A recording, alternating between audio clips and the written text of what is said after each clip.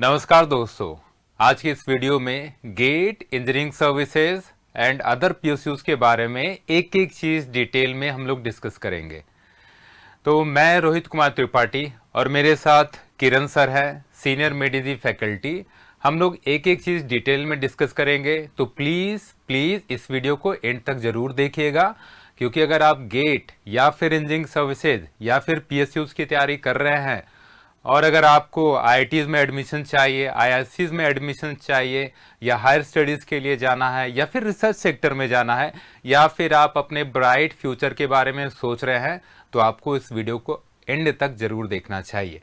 ठीक है, तो सबसे पहले गेट और इंजीनियरिंग सर्विसेज की बात करते हैं और नेक्स्ट स्लाइड पर चलते हैं। तो गेट एग्जाम पैटर्न, इसका मार्क्स डिस्ट्रीब्यूशन क्या है वो हम लोग डिटेल में देखते हैं।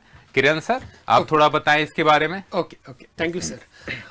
जो गेट एग्जाम है ना, generally GATE exam is a CBT test, computer based test. Generally, it is conducted by the ISC and IIT. IIT. If you come to the total number of questions in this one is 65. Total number of questions 65. In that one is the non-technical बोले तो mathematics, reasoning and aptitude and the English. And the remaining part is the technical. And the total number of marks are the 100. And the duration of the time is 3 hours. अब देखिए, question तो 65 है, duration तो 3 hours है। That means इधर क्या होता बोले तो एक्यूरेसी ज्यादा चाहिए। तो क्या मैटर करती है एक्यूरेसी? एक्यूरेसी क्यों बोलते हो? Approximately we are getting 180 minutes we are getting, but here questions are only 65। Okay, in that one generally 3 types of questions are there. One is the MCQ. जो MCQ है ना, multiple choice questions, it may be 1 mark question और the 2 marks question. 2 marks, other one is MSQ, a multiple select questions. अगर multiple select question solve करते समय थोड़ा बहुत ध्यान रखना है। Sometimes it may take the more than 1 minute, it may 3 minutes और 5 मिनट्स ऑल्सो। इसमें तो एक्स्ट्रा एफर्ट लगता है, क्योंकि इसमें आपको चारों ऑप्शंस को देखना पड़ता है, क्योंकि यहाँ एक से ज्यादा ऑप्शंस करेक्ट हो सकते हैं। Yes sir. और क्वेश्चन क्या है बताओ? NAT, numerical answer type questions. देखिए, इसमें ऑप्शन तो नहीं रहते। देखिए, MCQ में ऑप्शंस रहते इधर। दैट मीन्स सर NAT में भी थोड़ा ध्यान से करना है। इसमें क्या करना है बोलते, हर एक बार यूनिट भी चेक करना है। रेडिस, किलो ओम्स और द माइक्रोफैरेड्स और मिली हेनरी, उसको भी थोड़ा ध्यान से चेक करना है। सपोज इसमें आंसर आपका हर्ट्ज में आ रहा है और आपने देखा कि ऑप्शन रेडियन पर सेकेंड में है, तो बेटा 2 पाई से तो मल्टीप्लाई करना होगा। यूनिट्स पे तो ध्यान से चेक करना है। ठीक है, मगर आंसर सेलेक्ट करते समय और एक पॉइंट भी याद रख लेना है, नेगेटिव मार्किंग भी है इधर। That is also one important point. ऐसा नहीं है कि हर एक क्वेश्चन अटेम्प्ट करेंगे, ऐसा नहीं करना है। नेगेटिव मार्किंग देखना है। देखिए, if you come to the MCQ questions के लिए, फॉर 1 मार्क क्वेश्चन के लिए 1/3 एंड 2 मार्क्स क्वेश्चंस के लिए 2/3। And but negative marking is present only for the MCQ questions, but no negative marking is there for the MSQ and the NAT. Sir थोड़ा sir कुछ exams होते थे पहले, like airport Authority of India का जब separate written test हुआ करता था, अभी भी कभी कभी होता है, तो जो पहले रिटन टेस्ट हुआ करता था उसमें नेगेटिव मार्किंग नहीं होती थी। तो बच्चे क्या करते थे, सारे ऑप्शन टिक कर देते थे। सारे क्वेश्चन में, हर क्वेश्चन में कोई ना कोई ऑप्शन टिक करते थे। एक साथ 5 क्वेश्चन में ए ऐसे टिक कर दिया। बट यहाँ तो नहीं कर सकते हैं ना? नहीं कर सकते सर। रीजन क्या है जो सर ने बताया, क्योंकि यहाँ नेगेटिव मार्किंग है, तो ये चीज आपको ध्यान रखना है। नेक्स्ट स्लाइड पर चलते हैं। हाँ सर, थोड़ा ESC के बारे में एक्सप्लेन करो सर थोड़ा। अब थोड़ा ESC exam pattern, marks distribution के बारे में देखते हैं। सबसे पहले कौन सी गवर्नमेंट बॉडी है जो इसको कंडक्ट करती है, तो वो है UPSC। और UPSC is the same government body that conduct civil services examination या फिर फॉरेस्ट सर्विसेज एग्जामिनेशन। तो वही गवर्नमेंट बॉडी क्या कंडक्ट करती है? Engineering services examination. अब इसमें कितने स्टेजेस हैं? 3 स्टेजेस हैं। फर्स्ट स्टेज है प्री में अगर देखेंगे तो ऑब्जेक्टिव टाइप का क्वेश्चन आता है और ये एग्जाम होता है ऑफलाइन। तो बेटा ऑनलाइन है नहीं, ये ऑफलाइन है, मतलब एग्जामिनेशन सेंटर आपके लिए अलॉट होगा, वहां पर जाना होगा, वहां पर ऑफलाइन आपके सामने पेपर आएगा ऑब्जेक्टिव और आपको उसे सॉल्व करना होगा। इसमें भी देखें तो 2 टाइप के पेपर्स होंगे, एक तो जनरल स्टडीज और इंजीनियरिंग एप्टीट्यूड का पेपर हो गया। तो ये कितने आवर्स का है? 2 आवर्स का। कितने मार्क्स का है? 200 मार्क्स का। और मोस्ट इंपॉर्टेंट, कितने क्वेश्चंस आते हैं? 100 क्वेश्चंस। फिर पेपर 2 में चलिए तो पेपर 2 हो गया इंजीनियरिंग डिसिप्लिन स्पेसिफिक, मतलब जो टेक्निकल सब्जेक्ट हैं आपके ब्रांच के, उससे रिलेटेड क्वेश्चंस आएंगे। तो सपोज इलेक्ट्रिकल ब्रांच है तो इलेक्ट्रिकल के सब्जेक्ट से रिलेटेड क्वेश्चंस आएंगे। तो ये कितने आवर्स का होगा? 3 आवर्स का, 300 मार्क्स का होगा। और कितने क्वेश्चंस होंगे? 150 क्वेश्चंस होंगे। तो बेटा इसमें टोटल मार्क्स कितने हो गए सर? कितने हो गए यहाँ पर टोटल मार्क्स? सर 500 हो गए सर टोटल। ओके, तो 300 प्लस 200 अगर आप जोड़ लें तो कितना हो गया? 500। देखिए डियर स्टूडेंट्स, देखिए टाइम देखिए कितना है, 3 आवर्स। दैट मीन्स क्वेश्चन कितना है? That means 180 minutes. मगर क्वेश्चन कितना है इधर? 150। मगर गेट में कितना था? 65 एंड द 180 मिनट्स। मगर ईएससी में क्या है बोले तो speed is also very very important. उधर गेट में क्या चाहिए आपको? एक्यूरेसी ज़्यादा चाहिए, मगर इधर स्पीड भी ज़्यादा चाहिए। ओके, तो नियरली अगर आप देखें तो गेट के एग्जाम में अप्रोक्सीमेटली आपके पास पर क्वेश्चन 3 मिनट्स का टाइम होता है, अप्रोक्सीमेटली। है ना? मतलब 3 मिनट के अंदर आपको क्वेश्चन को किसी भी तरह निपटा देना है। नहीं हुआ तो दूसरे क्वेश्चन पर स्विच हो जाओ। बट ईएससी के प्री में ऐसा नहीं है। यहाँ पर अगर आप टाइम देंगे तो अप्रोक्सीमेटली 1 से 1.5 मिनट का टाइम होता है, उसमें आपको क्वेश्चन को सॉल्व करना ही करना है। अच्छा, आगे चलते हैं। नेगेटिव मार्किंग देखें तो यहाँ भी 1/3 नेगेटिव मार्किंग है एवरी एमसीक्यू ऑब्जेक्टिव के लिए। और यहाँ पर बेटा नेट नहीं आता है, यहाँ पर एमएसक्यू नहीं आता है, यहाँ बस केवल एमसीक्यू आता है। अच्छा, जो बच्चे प्री क्वालिफाई करेंगे वही किधर अपीयर होंगे? यस सर, मेंस में अपीयर होंगे। And one more thing dear students, in the prelims calculator is not allowed. That's what they do here, they give only simple numerical questions. मगर GATE में क्या है, वर्चुअल कैलकुलेटर्स अलाउड है। थोड़ा questions tough level तो ज्यादा रहते हैं गेट के लिए सर। ठीक है, नेक्स्ट स्लाइड पर चलते हैं, मेंस का डिस्कस करते हैं। ठीक है, तो mains examination that is the stage 2 of ESC. अब इसमें कन्वेंशनल क्वेश्चंस आएंगे, ये भी ऑफलाइन मोड में एग्जाम होगा। अब इसमें पेपर 1 पेपर 2 सेम डे को 2 पेपर्स होते हैं, जिसमें मॉर्निंग सेशन में पेपर 1 होगा, कन्वेंशनल क्वेश्चंस होंगे। सेशन 2 में मतलब आफ्टरनून सेशन में पेपर 2 होगा, जिसमें वापस से कन्वेंशनल क्वेश्चंस होंगे। और ईच पेपर कितने आवर्स का है? 3 आवर्स का है। कितने मार्क्स का है? 300 मार्क्स का है। एंड मोस्ट इंपॉर्टेंट, ये जो 3 आवर्स का 300 मार्क्स का पेपर 1 या फिर पेपर 2 है, इसमें टोटल नंबर ऑफ क्वेश्चंस आते हैं 8। और अटेम्प्ट कितने करने हैं सर?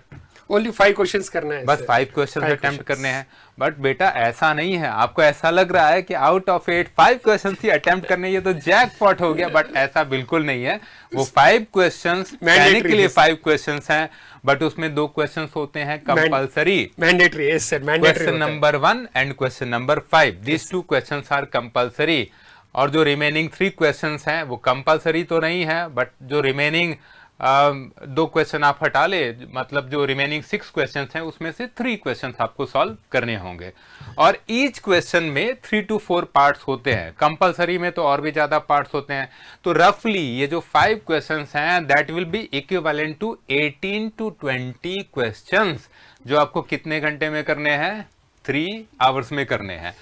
और एक पॉइंट है सर, इधर आप मेंस का क्वेश्चंस देखे तो इन that one theoretical questions are less. The maximum questions are like derivations and the numerical based questions. है ना सर? हाँ बिल्कुल। अच्छा, ये दोनों पेपर्स का अगर आप मार्क्स जोड़ लेंगे तो कितना होगा? 600 मार्क्स का कन्वेंशनल पेपर होता है, मतलब मेंस। जो बच्चे मेंस क्लियर कर लेते हैं उनको इंटरव्यू का कॉल आता है। और इंटरव्यू मतलब personality test, this is the stage 3 of ESC. ये कितने मार्क्स का होता है? 200 मार्क्स का होता है। अब आप देखिए कि टोटल कितने मार्क्स हो गए। तो प्रीलिम्स हो गया 500 मार्क्स का, मेंस हो गया 600 मार्क्स का, इंटरव्यू हो गया 200 मार्क्स का। तो टोटल कितना हुआ सर? 1300 हो गया। 1300 मार्क्स का है। इसमें भी एक चीज बता देता हूं कि अगर आपको टॉप रैंक लानी है, टॉप 10 में जाना है, तो आउट ऑफ 1300 आपको 750 के अराउंड मार्क्स लाने होंगे। अब आप 700 लाओगे तो सिंगल डिजिट रैंक आएगी। ओके, और 700 के नीचे है, सपोज 650 के आसपास हो, तो रैंक तो जरूर लग जाती है। सर आगे बढ़ते हैं। Yes sir, before this one I will add one more point. देखिए dear students, if you are able to prepare ESC thoroughly, due to any reason if you are unable to clear that one, but definitely you can clear the any exam of the PSUs and for other state level exam also. क्यों बोलता हूँ, इतना rigorous preparation करने के बाद that will be helpful for other exams also. Yes ना sir? हाँ, एक बार yes, आप भी yes, बोलिए yes. सर एक बार। इसमें क्या है कि जैसे आपने ईएससी का प्रिपरेशन कर लिया, अब ईएससी के प्रिपरेशन में आप टेक्निकल भी प्रिपेयर करते हैं। अभी आपको Yes, बताऊंगा कि जो गेट का सिलेबस है, लाइक उसमें 8 to 9 टेक्निकल सब्जेक्ट्स हैं, बट ईएससी में अगर आप देखेंगे तो उसमें 12 to 13 टेक्निकल सब्जेक्ट्स है। मतलब गेट के सब्जेक्ट से एक्स्ट्रा 3 to 4 सब्जेक्ट्स आपको टेक्निकल में पढ़ने हैं, प्लस जीएस आपको प्रिपेयर करना है, जिसमें करंट अफेयर्स भी आता है, रीजनिंग एप्टीट्यूड भी आता है। तो ये पूरा जब आप प्रिपेयर कर लेते हैं तो आपका प्रिपरेशन इतना अच्छा हो जाता है कि जो other than GATE and ESC separate exams हैं, जिनका रिटन सेपरेट कंडक्ट होता है, उसमें जब आप जा करके रिटन देंगे तो आपका कॉन्फिडेंस बढ़ेगा। क्योंकि ये मेरा खुद का भी एक्सपीरियंस रहा है। आप रिटन दे करके देखिएगा, जैसे एयरपोर्ट अथॉरिटी ऑफ इंडिया का सेपरेट एग्जाम होता है कभी कभी, सिमिलरली कोल इंडिया लिमिटेड का सेपरेट एग्जाम होता है, यूपीपीएससी का सेपरेट एग्जाम होता है। तो ऐसे जितने भी एग्जाम्स हैं, इसमें ईएससी का प्रिपरेशन मोस्ट हेल्पफुल है, क्योंकि बहुत सारे क्वेश्चन तो ऑब्जेक्टिव वाले एज इट इज ईएससी के आ जाते हैं। तो अब आप खुद बताओ, जब आपने ईएससी का प्रिपरेशन कर लिया तो बहुत सारे ऑब्जेक्टिव क्वेश्चंस के आंसर ही आपको याद हो गए हैं, स्पेशली थ्योरेटिकल क्वेश्चंस के। तो रिपीटेड क्वेश्चन भी ज्यादा रहते हैं सर, ईएससी का फायदा है क्या सर? एग्जैक्टली। और ईएससी में जो रिपीटेड क्वेश्चंस हैं, लाइक जो फ्रीक्वेंटली क्वेश्चंस रिपीट होते हैं, वो मोस्ट ऑफ द टाइम ऐसे पीएसयूज में जिनमें सेपरेट एंट्री होती है उनके रिटन के थ्रू उसमें आ जाते हैं। देखिए डियर स्टूडेंट्स, आपको गेट में अच्छा रैंक आया ना, again you are have the so many opportunities. The one is you can get the good PSU job, otherwise you may get the opportunity to work in the any one of the research organization, or you can get the admission for higher studies. It may be for MTech or the PhD also. And some of the foreign universities also, they are taking the admissions through GATE exam only. Exactly. Yes sir. Foreign universities में Singapore की कुछ universities है और कुछ German universities है जहां पर gate score card valid है। मतलब बेटा, आप गेट स्कोर कार्ड, अगर आप अच्छा गेट स्कोर लेकर के आओगे तो फॉरेन यूनिवर्सिटीज से भी आप हायर स्टडीज कर सकते हो। Yes. देखिए dear students, some of the PSUs I am showing here. Let us take example ONGC, IOCL, HPCL, GAIL, NTPC, PGCL and SAIL. देखिए ये ऑर्गेनाइजेशंस में different categories are there, Maharatnas, Navratnas and mini ratnas. देखिए salary भी अच्छा रहते, allowances भी अच्छा रहते, एकोमोडेशन भी अच्छा रहते। It is a very, if you want to work in the core side, now it is one of the good opportunity. Sir एक पॉइंट और इंक्लूड करूंगा मैं यहाँ पर, क्या है, जो न्यू पे कमीशन आया है, ठीक है, न्यू पे कमीशन तो थोड़ी देर बाद मैं डिस्कस करता हूँ। जो न्यू टैक्स रिजीम है, इसमें आप पैसे भी ज्यादा बचा पाएंगे। अप टू 12 लाख तो कोई टैक्स है ही नहीं। फिर 75,000 का स्टैंडर्ड डिडक्शन भी अलाउड है, मतलब 12.75 लाख तक कोई टैक्स नहीं देना है।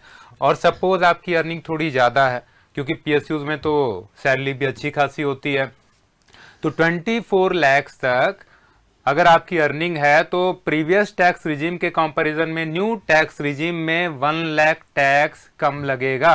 सो that is the added benefit. And उसके लिए मेडिकल अलाउंसेस भी रहते हैं सर इनके लिए, that is also one good advantage for them. And medical allowances है, लाइक जो मेडिकल फैसिलिटीज हैं, फैमिली लाइक वाइफ या फिर चिल्ड्रन या फिर पेरेंट्स आपके मेडिकल फैसिलिटीज में इंक्लूडेड होते हैं। तो कल को कहीं कुछ हो जाता है तो वो सब इंश्योर्ड रहते हैं पीएसयूज की मेडिकल फैसिलिटीज में। देखिए some other PSUs are the EL, PO, SCO, POSCO है, एनएलसी लिमिटेड है, बार्क है। देखिए again if you come to the BARC, what they do here, they may take through GATE exam, or they conduct one separate exam also. In that separate exam also, generally maximum questions are like our GATE standard questions as well as some of the ESC questions. कुछ memory based questions भी रहते हैं। अभी वो भी discuss कर लेंगे। That is known as lateral entry into the PSUs and research sector like DRDO, BARC, ISRO. ठीक है, वो लेटरल एंट्री में हम लोग थोड़ी देर में देख लेंगे। तो कौन कौन से एग्जाम्स हैं, जैसा सर ने बताया, एनएलसी लिमिटेड है, फिर ECIL है, मतलब engineers corporation of India limited है, बार्क है, DRDO है, HAL है, फिर BIS है, BIS का मतलब ब्यूरो ऑफ इंडियन स्टैंडर्ड्स। ठीक है, ये सब गेट के थ्रू है। और आगे बढ़ते हैं तो राइट्स में एंट्री ले सकते हैं, NHPC है, इरकॉन है, एयरपोर्ट अथॉरिटी ऑफ इंडिया है, भारत अर्थ मूवर्स लिमिटेड है, कोल इंडिया लिमिटेड है, PSTCL है, फिर ऑयल इंडिया लिमिटेड। ऑयल का मतलब क्या है बेटा? ऑयल इंडिया लिमिटेड, इसमें भी एंट्री है। और भी बहुत सारे PSUs हैं। CEL है, मतलब सेंट्रल इलेक्ट्रॉनिक्स लिमिटेड है, फिर BMRCL है, Bangalore metro rail corporation limited है, MNRE है, NPCIL है, THDCIL है, मतलब टेरी हाइड्रो डेवलपमेंट कॉर्पोरेशन है, फिर हरियाणा पावर यूटिलिटीज है, फिर BBNL है, मतलब भारत ब्रॉडबैंड नेटवर्क लिमिटेड है। और भी कुछ PSUs है। अच्छा, इसके बाद अलावा और क्या अपॉर्चुनिटीज है, जैसा अभी सर ने बताया था? यस सर, हायर स्टडीज के लिए, it is useful for the MTech and for dual degree, MTech plus PhD also. MTech plus PhD। Yes sir. तो ये आप कहाँ से कर सकते हैं? IIT से कर सकते हैं, ISC बैंगलोर से कर सकते हैं, जितने भी NITs हैं उससे भी कर सकते हैं। ट्रिपल IITs में भी गेट स्कोर कार्ड वैलिड होता है, गवर्नमेंट इंजीनियरिंग कॉलेजेस में भी गेट स्कोर कार्ड वैलिड होता है। तो आप MTech भी कर सकते हैं, ड्यूअल डिग्री प्रोग्राम्स, मतलब MTech प्लस PhD भी कर सकते हैं। MTech से फायदा क्या है बोल तो, after completion MTech you get the good package when compared to BTech से पैकेज भी अच्छे। स्पेशली गवर्नमेंट ऑफ इंडिया की इतने सारे प्रोग्राम्स रिसेंटली लॉन्च हुए हैं और इन फ्यूचर 2031 के लिए प्रपोज किए गए हैं, जिसमें MTech करना वाइज डिसीजन होगा। लाइक रिन्यूएबल एनर्जी में देखें तो सोलर सेक्टर अभी पूरा बूस्ट कर रहा है। सोलर मॉड्यूल का टारगेट अगर मैं बताऊं तो अभी 64 गीगावाट इंडिया की करंट कैपेसिटी है सोलर मॉड्यूल्स बनाने की।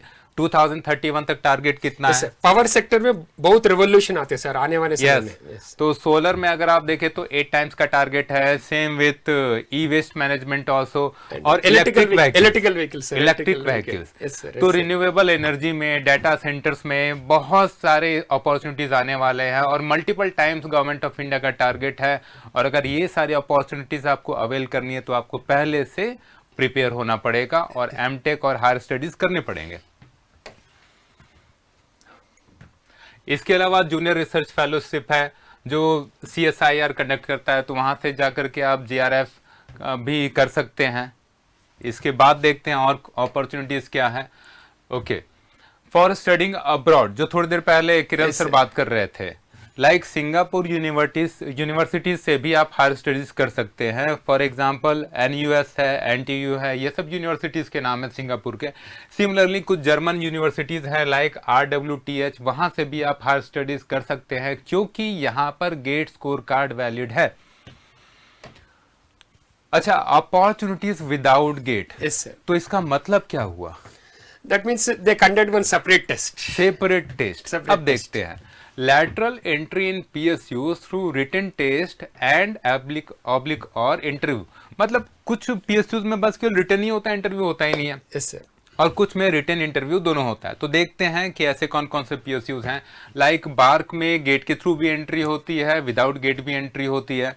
Same with DRDO also. DRDO का भी मतलब last year I think DRDO में साइंटिस्ट की रिक्रूटमेंट की वैकेंसी आई थी जो गेट के थ्रू नहीं थी, इनके लैटरल एंट्री के थ्रू थी, जिसमें सेपरेट रिटन टेस्ट कंडक्ट किया गया और इंटरव्यू कंडक्ट किया गया। इसके अलावा Coal India Limited, Airport Authority of India, DMRC है, भारत डायनेमिक्स लिमिटेड है।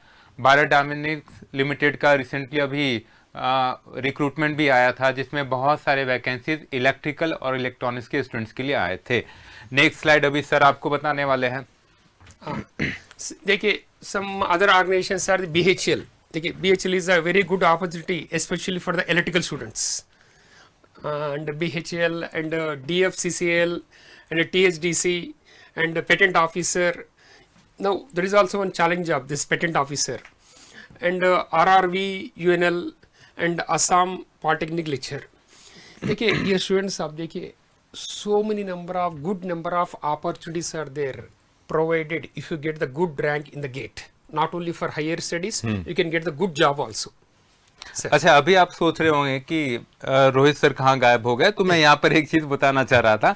रिसेंटली अभी RRVUNL, राजस्थान राज्य विद्युत उत्पादन निगम लिमिटेड की वैकेंसी आई है, जिसमें जूनियर इंजीनियर के लिए इलेक्ट्रॉनिक्स इंजीनियरिंग में जो नंबर ऑफ सीट्स आई है अप्रोक्सीमेटली 11 है। इलेक्ट्रिकल इंजीनियरिंग में 228 सीट्स आई है रफली। Very good number of seats. इसी तरह अगर आप देखें तो आसाम पॉलिटेक्निक लेक्चरर, जिसमें आसाम के जो रेजिडेंट हैं वही परमानेंट रेजिडेंट जो आसाम के हैं वही अप्लाई कर सकते थे, उसमें इलेक्ट्रॉनिक्स के लिए 10 सीट्स आई थी, इलेक्ट्रिकल के लिए 31 seats. Similarly Bharat Dynamics limited की बात कर रहा था, इसमें मैनेजमेंट ट्रेनी का सेपरेट रिटन टेस्ट कंडक्ट होने वाला है, जिसमें इलेक्ट्रॉनिक्स के लिए 15 सीट्स और इलेक्ट्रिकल के लिए 4 सीट्स। इसी तरह भेल में अगर देखें तो इलेक्ट्रॉनिक्स के लिए 20 सीट्स, इलेक्ट्रिकल के लिए 25 सीट्स इंजीनियरिंग ट्रेनिंग के लिए। सिमिलरली अगर DFCCIL के लिए देखें, मतलब डेडिकेटेड फ्रेट कॉरिडोर के लिए, तो एग्जीक्यूटिव ट्रेनिंग का नोटिफिकेशन आया था, जिसमें इलेक्ट्रॉनिक्स के लिए 23 सीट्स और इलेक्ट्रिकल के लिए 22 सीट्स। इसी तरह टेरी हाइड्रो डेवलपमेंट कॉरपोरेशन का देखें तो असिस्टेंट इंजीनियर का रिसेंटली अभी एक नोटिफिकेशन आया था, जिसमें इलेक्ट्रिकल इंजीनियरिंग के लिए 25 सीट्स और इलेक्ट्रिकल इंजीनियरिंग में भी जो विंड पावर कैटेगरी है उसके लिए 2 सीट्स है। इसी तरह UPPSC असिस्टेंट इंजीनियर की वैकेंसी आई थी दोस्तों, इलेक्ट्रिकल इंजीनियर के लिए कितनी सीट्स थी? 29 सीट्स थी। तो आपको मैंने सारा पॉइंट बता दिया है कि इलेक्ट्रिकल के लिए भी सीट्स कितनी आई थी, इलेक्ट्रॉनिक्स के लिए भी सीट्स कितनी आई थी। इसी तरह इंडियन पोर्ट्स एसोसिएशन में एग्जीक्यूटिव इंजीनियर की पोस्ट आई, जिसमें 6 सीट्स आई असिस्टेंट इंजीनियर के लिए और जूनियर इंजीनियर के लिए 2 सीट्स आई। देखिए डियर स्टूडेंट, देखिए कितना अपॉर्चुनिटी से देखिए, but many student think as a government sector में अभी आप ओपनिंग नहीं हो रहा है ऐसे सोचते हैं, ऐसा कुछ भी नहीं सर है। मुझे तो ऐसा लगता है कि गवर्नमेंट सेक्टर में अब जो वैकेंसीज आती है आज से 10 साल पहले जो आती थी उससे कहीं ज्यादा है। तो आपको अपने माइंड सेट को चेंज करना है। अब वैकेंसीज बहुत सारा है, आपको आंखें खोल करके चारों तरफ देखते रहना है कि कौन सी अपॉर्चुनिटी कब आती है। आपको जब भी ऐसा कोई नोटिफिकेशन आता है तो अप्लाई करना है, जब रिटर्न होगा तब देना है और उसमें अच्छा परफॉर्मेंस करके उस पोस्ट को ग्रैब कर लेना है। And dear students, one more point regarding all this information you can get in the Mediz website. एक बार Mediz website जाओ, उधर पूरा अपॉर्चुनिटी के बारे में सब कुछ इंफॉर्मेशन है जी, एक बार देख लो आप। नेक्स्ट स्लाइड पर चलते हैं।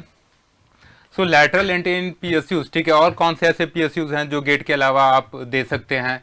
तो UPPSC असिस्टेंट इंजीनियर है, SSC JE है, उत्तराखंड पब्लिक सर्विस कमीशन है, UPRV UNL है, रेलवे रिक्रूटमेंट बोर्ड है। अदर देन गेट अपॉर्चुनिटीज में बार्क, DRDO, UPPCL, ये सब तो हमने अभी देख लिया है। थोड़ा आगे बढ़ते हैं, ठीक है। देखिए dear students, suppose if you clear the ESC, देखिए ESC बहुत स्टूडेंट्स के लिए it is the one dream job. In that one, you'll get the officer post for the Group A and Group B. If you get the good ranks, you'll get the Group A.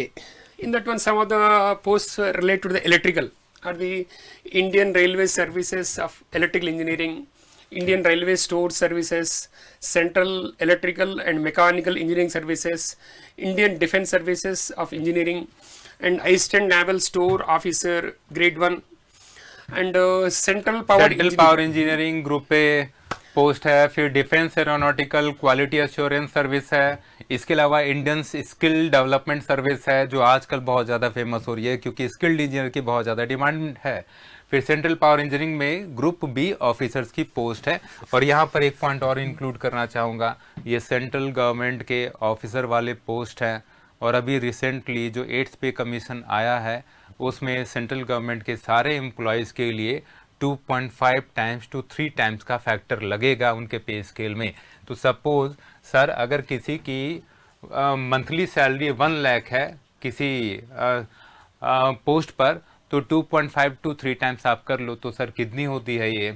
It's very good salary. 2.5 lakh to 3 lakh. IT sector से भी थोड़ा ज़्यादा है। अब आप खुद सोचो कि अगर इतनी सैलरी यहाँ गवर्नमेंट सेक्टर में मिलेगी तो बहुत सारे लोग यहाँ पर आने वाले हैं। बहुत सारे बच्चे जो हैं इंजीनियरिंग सर्विसेज के लिए, सेंट्रल गवर्नमेंट के एग्जाम्स के लिए तैयारी करने वाले हैं।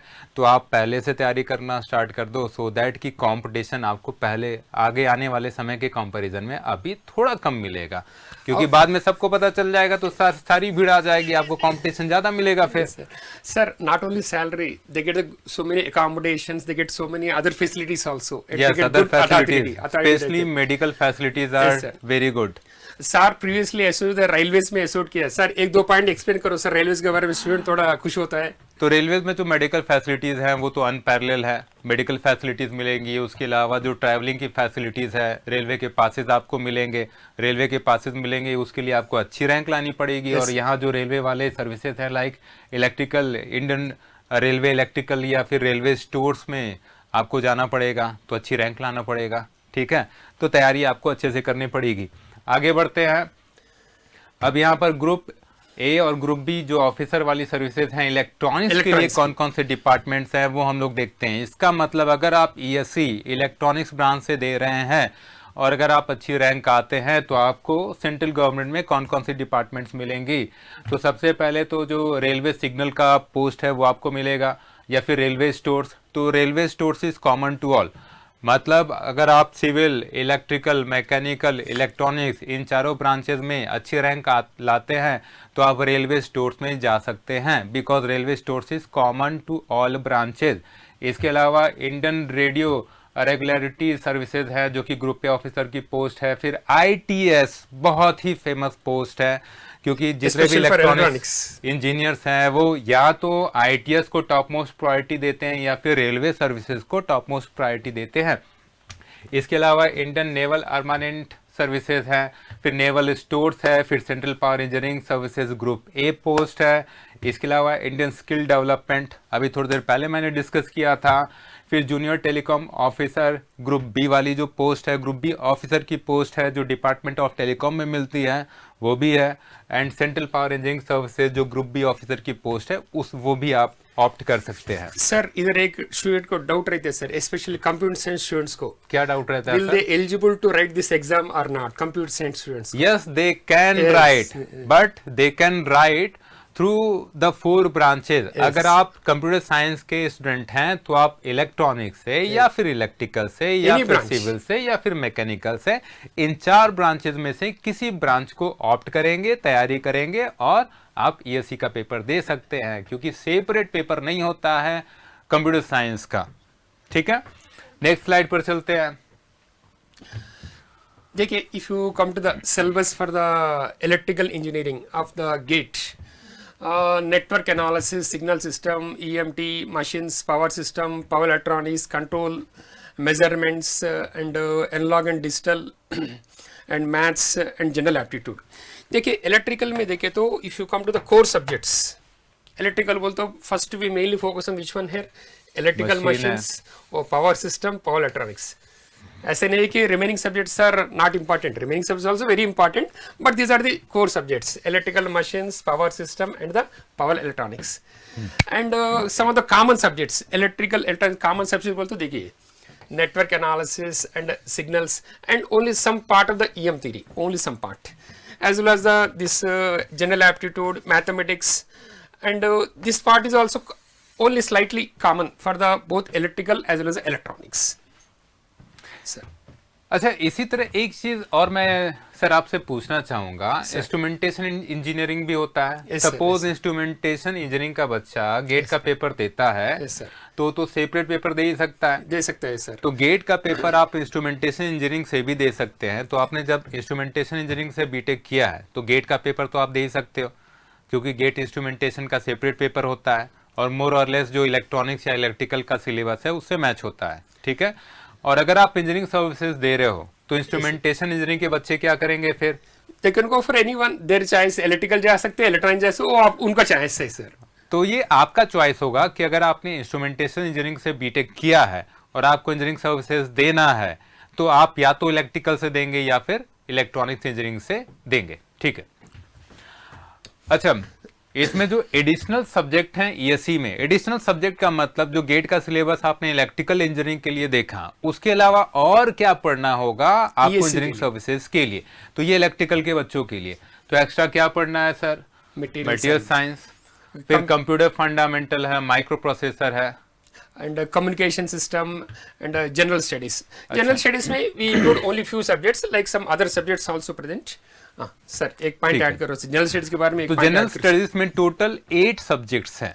Out of 8 subjects I think यहाँ पर मैंने 5 सब्जेक्ट्स लिखे हैं, लाइक एथिक्स है, आईसीटी है, प्रोजेक्ट मैनेजमेंट है, इन्वायरमेंट है, करंट अफेयर्स है, तो 5 सब्जेक्ट तो हो ही गए। जो 6 सब्जेक्ट है वो मटेरियल साइंस है। तो मटेरियल साइंस टेक्निकल में भी आता है, मटेरियल साइंस जीएस में भी आता है, और 6 सब्जेक्ट हो गए। बाकी के जो 2 सब्जेक्ट हैं उसमें एक तो जनरल एप्टीट्यूड है, दूसरा मैथमेटिक्स है। तो बेटा जीएस में टोटल 8 सब्जेक्ट्स मैंने आपको बता दिए, 2 तो मैंने इधर बता दिए, फिर आपको बताया कि यहाँ पर कितने सब्जेक्ट्स हैं, 5 सब्जेक्ट हैं, और आपको एक पॉइंट और बताया कि मटेरियल साइंस जीएस में भी आता है और ये टेक्निकल में भी आता है। यस नेक्स्ट स्लाइड पर चलते हैं। हाँ। तो इलेक्ट्रॉनिक्स इंजीनियरिंग में गेट सिलेबस क्या है वो किरण सर डिटेल में बताएंगे। देखिए, if you come to electronics, network analysis, signal system, EDC, analog electronics, digital electronics, EMT, control system, communication, maths and general aptitude. Sir इधर बोलिए सर, कौन सा कोर सब्जेक्ट है, स्टूडेंट्स को एक बार बोलिए। तो इलेक्ट्रॉनिक्स में अगर आप देखें तो कोर सब्जेक्ट्स तो वैसे कम्युनिकेशन सिस्टम है, एनालॉग है, डिजिटल है, ईडीसी है, सिग्नल है, तो इतने तो कोर सब्जेक्ट हैं ही। अब छोड़ तो नहीं सकते, पढ़ना आपको सब कुछ है, बट अगर आप इंटरव्यू में जाएंगे, जब बीएससी के इंटरव्यू में जब आप जाएंगे तो आपको कम्युनिकेशन, ईडीसी, एनालॉग, सिग्नल से तो सवाल पूछे ही जाएंगे। अभी आगे बढ़ते हैं। एडिशनल सब्जेक्ट्स इन ईएससी, इसका मतलब क्या है सर? इधर थोड़ा when compare to GATE in the ESC they include some additional technical subjects. देखिए, if you come technical subjects, material science, advance electronics and advance communication, measurements, basic electrical and general studies. अब देखिए, थोड़ा electrical से compare किया तो electronics में ESC में they include more number of subjects, more number of subjects हैं। मगर अब टोटल सब्जेक्ट्स देखे तो ईएससी का electrical and electronics approximately same रहते हैं टोटल सब्जेक्ट्स देखे तो, क्योंकि जो गेट वाले सब्जेक्ट्स हैं वो अगर आप काउंट करेंगे number of GATE subjects, electronics में थोड़ा कम है, इलेक्ट्रॉनिक्स में कम है बट इलेक्ट्रिकल में ज्यादा है। तो इसलिए जब एडिशनल सब्जेक्ट आप इलेक्ट्रिकल इंजीनियरिंग में ईएससी में देखेंगे और उसी तरह एडिशनल सब्जेक्ट आप इलेक्ट्रॉनिक्स इंजीनियरिंग में ईएससी में देखेंगे तो इलेक्ट्रॉनिक्स में आपको ज्यादा लगेगा, but total number of subjects जब आप ईएससी में इलेक्ट्रिकल और इलेक्ट्रॉनिक्स में देखेंगे तो वो मोर और लेस सेम ही पड़ते हैं।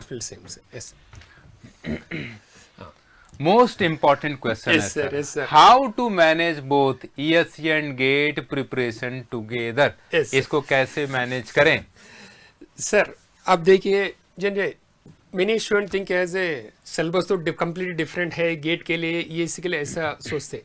देखिए, टेक्निकल सिलेबस तो सेम है। I'll give one simple example. In the network analysis, take the example as a Thevenin's theorem. Thevenin's theorem तो सेम है for ESC के लिए, गेट के लिए। करेक्ट पॉइंट है। That means technical syllabus is same, मगर the mode of questions are the different. That we have to understand. GATE में numerical difficulty ज्यादा होती है, बट ईएससी में न्यूमेरिकल डिफिकल्टी कम होती है और बहुत सारे थ्योरेटिकल ऑब्जेक्टिव्स आते हैं। Yes sir, yes sir. और ईएससी प्रीलिम्स में क्या होता है, कैलकुलेटर में not allowed, that's why they give only simple questions like that. If you substitute in the formula directly get the answer.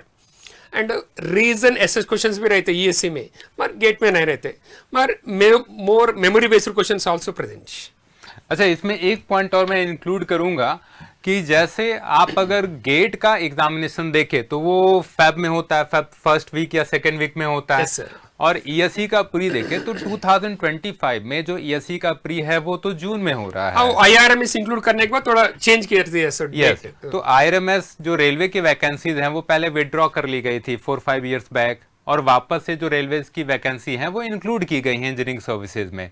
So because of this year ESC is conducting its pre in June. Yes, sir. Otherwise जो normal trend है ESC का pre Feb के आसपास conduct किया जाता है। Sir जान नहीं तो फेब में कंडक्ट करते हैं सर। तो 2026 का अगर हम लोग देखें तो गेट का एग्जाम तो फेब में होगा और ESC का जो प्री है वो जनवरी फेब के अराउंड होगा। पॉसिबिलिटी है सर, पॉसिबिलिटी है। तो सर अगर तैयारी करना है किसी बच्चे को 2026 के लिए, यस सर, यस सर, तो वो तैयारी कैसे करेगा? वो अभी से स्टार्ट करे या 4 महीना बाद स्टार्ट करे? देखिए dear students, if you start your preparation as early as possible, फायदा क्या है बोल तो लास्ट में you get the sufficient time for doing the revision. Correct point है।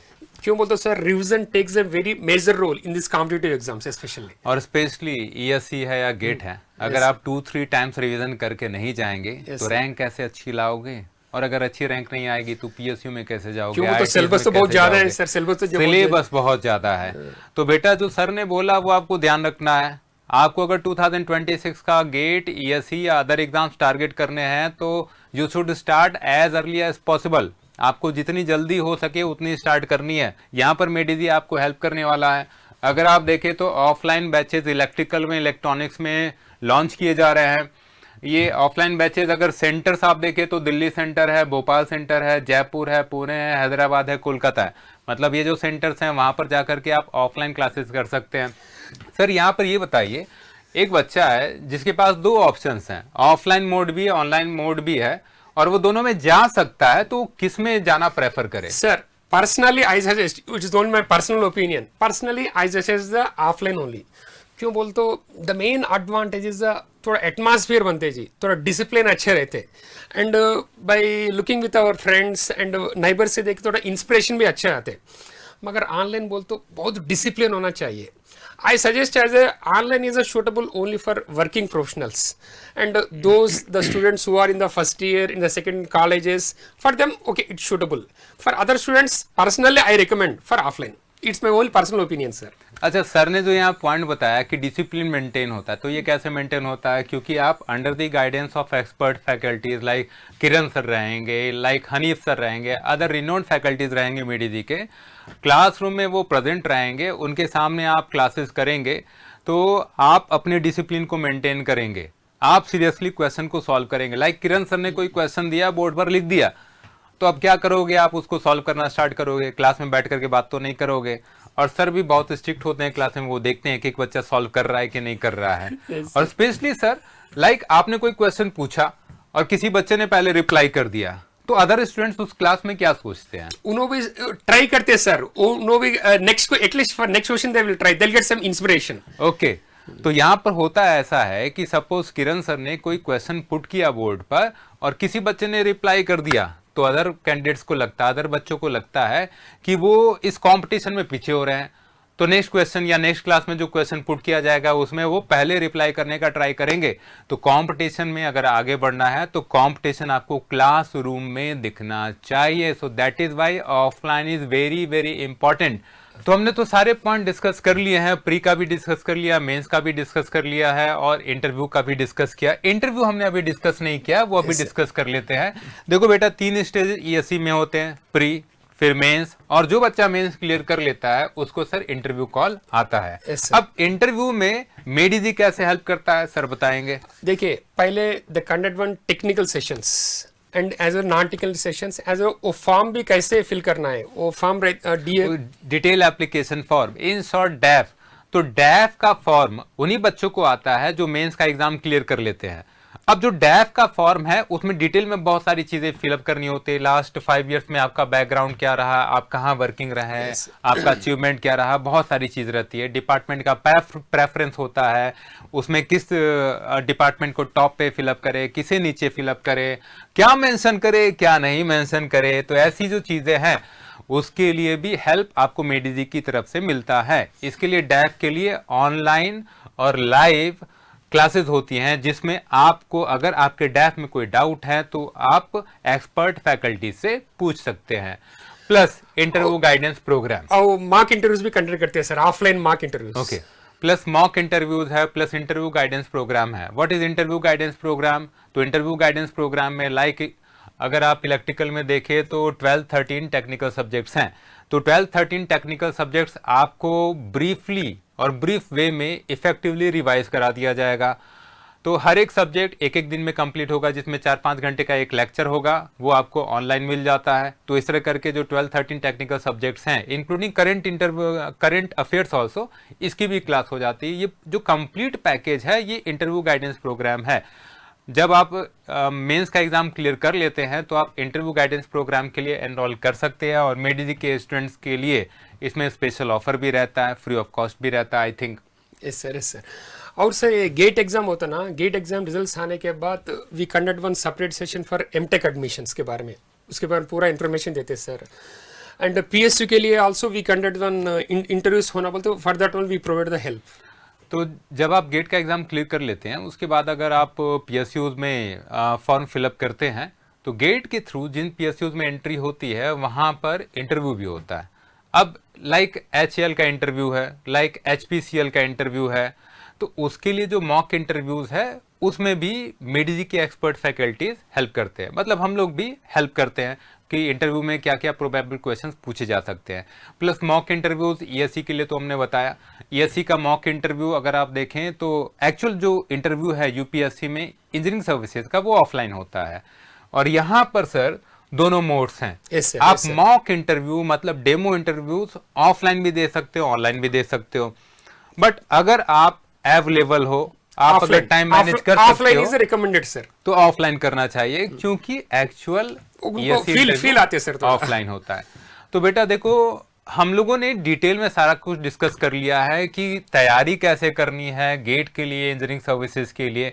हमने अपॉर्चुनिटीज भी डिस्कस कर लिया है, सिलेबस भी डिस्कस कर लिया है, ये भी देख लिया है कि अदर देन गेट और ESE क्या अपॉर्चुनिटीज हैं, आप ऐसे कौन कौन से एग्जाम्स हैं जो आप सेपरेटली दे सकते हो, रिटन और उसका इंटरव्यू दे सकते हो और क्लियर कर सकते हो। और हमने ये भी देखा कि इन फ्यूचर जो गवर्नमेंट ऑफ इंडिया के प्रोग्राम्स हैं उसके अकॉर्डिंग आपका फ्यूचर क्या हो सकता है, आपकी अर्निंग कितनी हो सकती है, ये भी हमने बताया कि 8th पे कमीशन है तो उसमें 2.5 to 3 टाइम्स का फैक्टर लगेगा सेंट्रल गवर्नमेंट एम्प्लॉयज़ के लिए। तो अगर आपकी 1 लाख की प्रेजेंट सैलरी अभी है पर मंथ, तो आप इसको 2.5 to 3 टाइम्स कर लो, मतलब ये रफली 2.5 to 3 लाख पर मंथ हो जाएगा। ये भी हमने देखा कि जो न्यू टैक्स रिजीम है इसमें अगर आपकी अर्निंग 12 लाख तक है तो आपको टैक्स देना नहीं है, और अगर आपकी अर्निंग 24 लाख तक है तो प्रीवियस टैक्स रिजीम के कंपैरिजन में 1 लाख आपको कम टैक्स देना है। तो बेनिफिट ही बेनिफिट है। तो हमने सारे पॉइंट डिस्कस कर लिए हैं, तो आज का सेशन यहीं पर वाइंड अप करते हैं। और अगर आपको लगता है कि ऐसा कोई और टॉपिक रह गया है जिस पर हमें वीडियो बनाना है तो कमेंट सेक्शन में जरूर लिखें और बताएं हमें। तब तक के लिए thank you. Dear students, one more last point. If you want to clear these exams, GATE or ESE, start your journey as early as possible. Okay? Wish you all the best. All Thank the you. Best.